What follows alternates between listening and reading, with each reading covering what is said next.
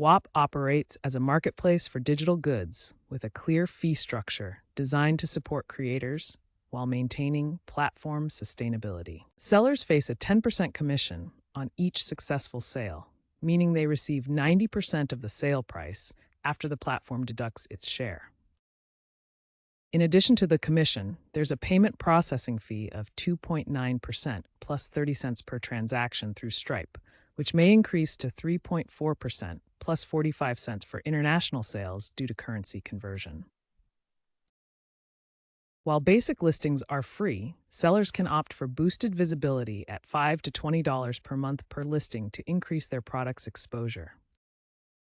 Whop emphasizes transparency by providing real-time dashboards where sellers can track their fees, earnings, and overall performance metrics.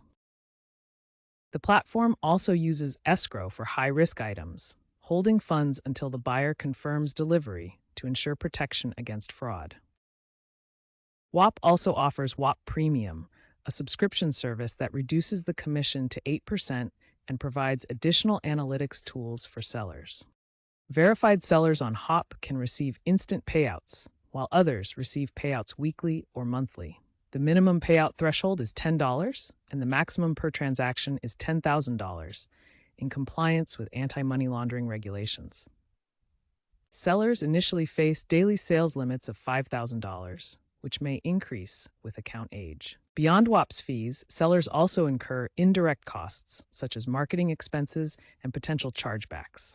Although Whop covers up to 1% of sales value in chargebacks, it is important to keep these costs in mind. Dynamic AI pricing tools have become standard, leading to a 15% average price increase.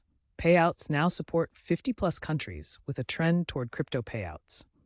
Expert opinions suggest Whop's 10% fee is competitive, but could drive sellers to competitors if not reduced.